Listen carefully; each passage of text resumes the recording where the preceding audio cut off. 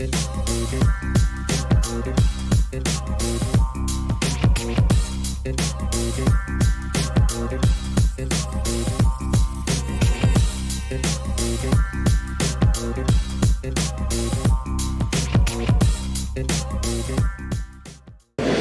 going on, everybody? It's Cristina Ramirez, and I'm here in Phoenix, Arizona, joined with the legendary Bob Arum. Bob, pleasure, honored to be here with you today. Two doubleheaders, both of them rematches. Which one are you most excited to see? How can you pick one over the other? They're terrific. They were terrific fights when they happened, the first fights, both of them. And I'm sure they're going to be terrific rematches. So, you can't pick one over the other. I can't wait for Saturday night because we're going to see two really quality boxing matches. With the Valdez and Navarrete fight, we all know that Navarrete has a very unique but very effective style. Do you think that he's going to bring something different to the table the second time around? I have no idea. I think he's intelligent enough and his people are intelligent enough to know that when you do a rematch like this, you don't do the same things, identically the way you did the first time. You make changes, and but he was very successful the first time, and so he's going to make fewer changes than Oscar will make because Oscar wasn't as successful in the first fight. Mm-hmm. So much talent in the card. What other fight in the undercard are you excited to see? Well, Richard Torres, I'm always excited to see. Delgado, is going to burst on that. Really, go for a world title next year. He's a terrific fighter. But up and down the card, Navarro, everybody is talking about. So you're going to see there's 10 fights on the card, and all of them are really interesting fights. You mentioned Delgado for a potential title fight next year. Which route would you ideally like to see him take? You never really lay out a route without knowing that you can accomplish what you're talking about. So I'm not going to answer that, because if I say where I'd like to point him to, then there's going to be obstacles so it's better to keep my mouth shut and just get it done, I love that.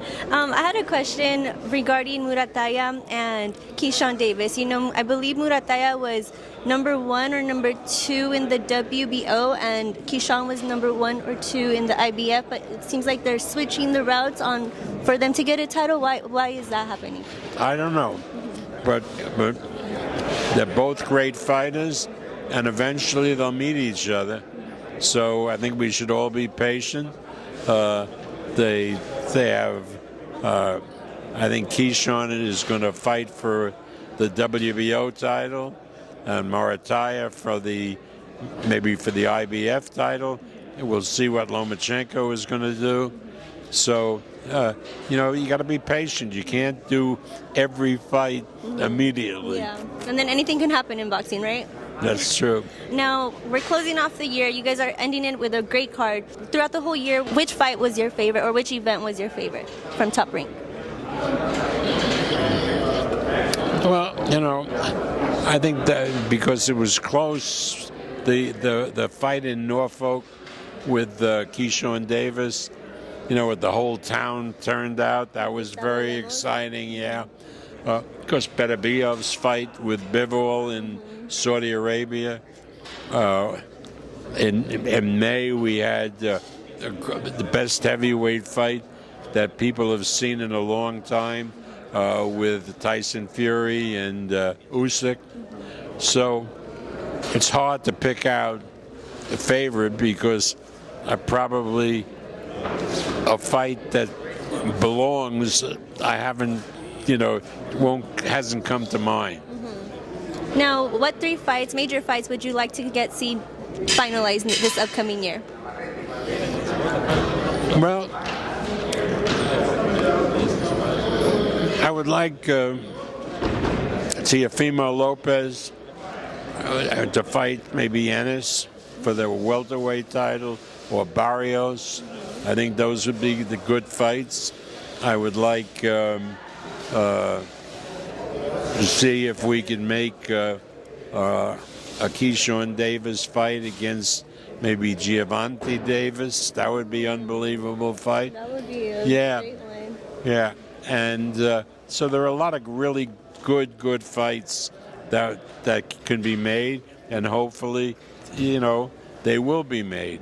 So, Inoue, if he keeps winning, and Nakatani, if he keeps winning, will fight in Japan in the Tokyo Dome, which will be the biggest fight in the history of Japan. Yeah. So I'm looking forward to that if it all comes about. Right now, you mentioned Gervonta Davis. What's your take on him saying that he is looking to retire this upcoming year?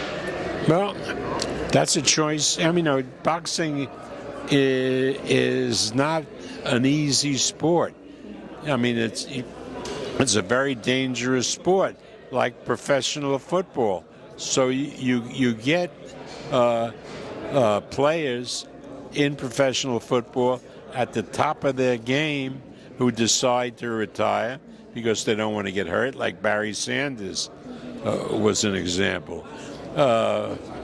So again, I mean, I can understand where Gervonta Davis realizes that boxing is dangerous, and also that he has to give up a lot to stay in condition, and it's very, very hard.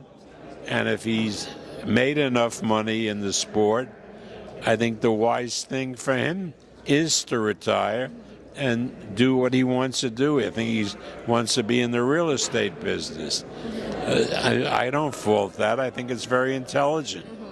Alrighty, Bob, I don't want to take up too much of your time. Thank you so much for giving me the opportunity to sit here and talk to you for a little bit. And I heard it was going to be your birthday, so congratulations and happy birthday. Thank you. Thank you so Just much. a picture, Bob. Thank you.